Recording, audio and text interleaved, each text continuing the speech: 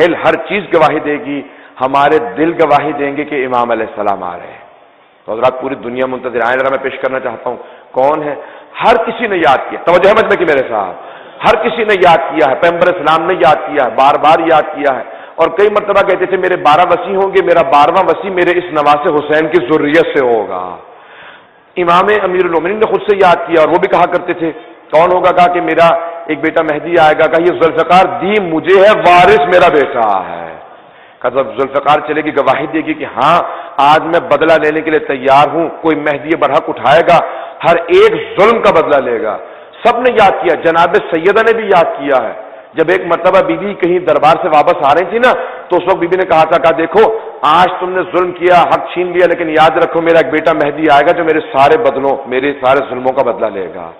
جس be be کے گھر میں امیر المؤمنین جیسے امام موجود ہوں، حسن حسین جیسے بیٹے موجود ہوں، وہ بی بی کہے میرا ایک بیٹا مہدی آئے گا۔ نہ جانے کتنی امیدوں کا مرکز ہے امام زمانہ، کتنی چاہتوں کا، کتنی محبتوں کا مرکز ہے۔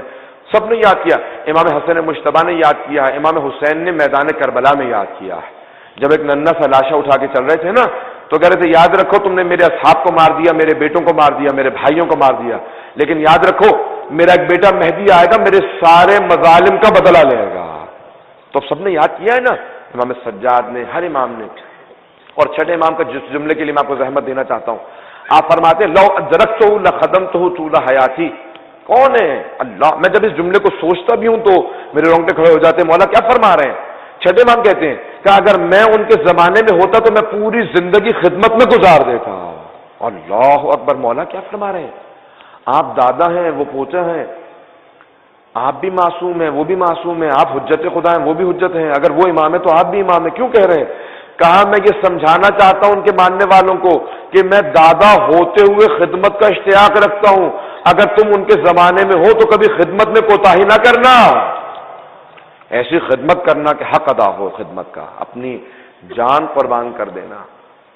ہر امام نے یاد کیا، 7ویں امام نے یاد کیا، اور 8ویں امام تو جب بھی نام آتا تھا نا تو تعظیماً کھڑے ہو جاتے تھے اور اپنے ہاتھ کو سر پہ رکھ لیا کرتے تھے۔ شاید اسی لیے یہ 8ویں امام کی سنت ہے، جب امام میں ہم 12ویں امام کی زیارت پڑھتے ہیں نا تو فوراً کہتے ہیں اپنے سر کو، اپنے ہاتھ کو اپنے سر پہ رکھ لیتے ہیں۔ یہ 8ویں امام کیا کرتے تھے، فوراً کھڑے ہوتے تھے، کہتے تھے کہ میرا بیٹا ہے، اور پھر خود سے کہتے تھے کبھی دھوکے میں نہ آنا، اگر کوئی آدمی کہے میں مہدی ہوں، کبھی دھوکے میں نہ آنا، پتہ نہیں کون کون سے لوگ مہدی بنتے رہیں گے، لیکن یاد رکھو جس مہدی کے ہم اہل بیت ماننے والے ہیں اس کے باپ دادا اس کی تعظیم میں کھڑے ہو جاتے ہیں۔ یہ 8ویں امام فرمایا کرتے تھے کہ ہم تعظیم میں کھڑے ہو جاتے ہیں، تم دیکھتے نہیں ہو؟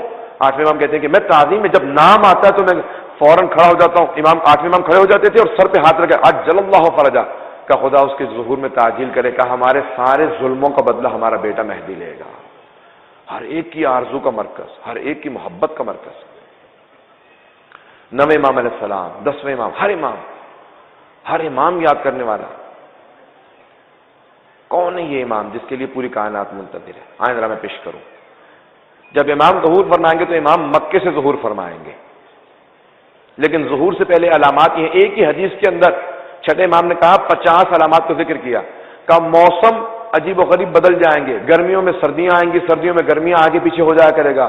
آگے جو سائنس کہہ رہی ہے شاید گلوبل وارمنگ، یہ وہی تصور ہے جو اس وقت چھٹے امام علیہ السلام فرما رہے تھے، کہ موسم بہت زیادہ بدل جائیں گے، کہ ناگہانی آفات آنے لگیں گے، زلزلے بڑھ جائیں گے، سیلاب بڑھ جائیں گے، دنیا میں قتل و غارت بڑھ جائے گا، ہر آدمی پریشان ہوگا، حکومتیں عورتوں کی بڑھ جائیں گی، ظلم و جور بڑھ جائے گا، کہ مرد مردوں پہ اکتفا کریں گے، عورتیں عورتوں پہ اکتفا کریں گی، اور شادی کا تصور ختم ہونے لگے گا، بے انتہا گناہ بڑھ جائیں گے۔ کہا جب اتنا گناہ بڑھ جائے گا یہاں تک کہ گانا اور موسیقی مکے اور مدینے میں لوگ سننے لگیں گے، کب بے انتہا ظلم ہوگا۔ کہا کہ کوئی بھی کہیں پہ بھی چلے جاؤ گے، ہر آدمی کہے گا میرا دل پریشان ہے، کہا دولت سے پیسے سے برکت اٹھ جائے گی، جتنا بھی کما لے گا کوئی آدمی کہے گا میرا پورا نہیں پڑتا۔ کہا کہ آخری زمانے میں بے انتہا علامات ہوں گی۔ کہا کہ مولا اور کیا ہوگا؟ کہا کہ آخری زمانے میں جنگ ہوگی جس میں دنیا کی 1/3 آبادی ختم ہو جائے گی، اور پیغمبر اسلام کی ایک حدیث ہے کہ ہر دنیا میں سے 7 میں سے 5 افراد مر جائیں گے آخری زمانے میں۔ ابھی پچھلے ہی سال دنیا کی آبادی 7 ارب ہوئی ہے، کہا 7 میں سے 5 ارب لوگ مر جائیں گے، 7.5 میں، کہا 2.5 ارب 12 چھٹے امام کے حدیث سے کہا کہ ظہور سے پہلے ایک جنگ ہوگی جس میں 2.5 ارب لوگ 2 ارب 2.5 ارب لوگ مر جائیں گے، اور اس کے بعد پھر ایک بیماری پھیلے گی. امام نے کہا 1/7 لوگ اس میں مر جائیں گے اور 1/7 بیماری کے اندر مر جائیں گے. کہا پھر 1/7 باقی ہوں گے. تو ایک آدمی کھڑا ہو گیا، کہا مولا جب 2/3 لوگ مر جائیں گے تو بچے گا کون؟ کہا پھر ہمارا 12واں بچے گا اور اس کے ماننے والے بچیں گے.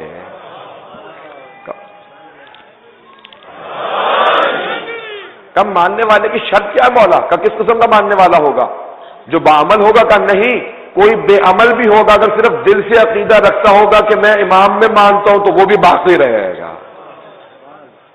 کہا کہ مولا کوئی بھی ان کا ماننے والا نہیں مرے گا. کہا نہیں مریں گے اس جنگ کے اندر اور اس بیماری کے اندر، لیکن جو بھی جائے گا وہ شہادت کی موت جائے گا. کہا یاد رکھو کہ جو جہاں ہو وہ وہیں رہے اور امام کو یاد کرتے رہنا، اور امام کو اپنی نگاہوں کو، اپنی امیدوں کا مرکز امام کو بنا لینا. اور آخری زمانے میں کہا کہ بے انتہا فتنے فساد ہوں گے. کہا کہ یہاں تک ہوگا، جنگیں ہوں گی اور بعض اوقات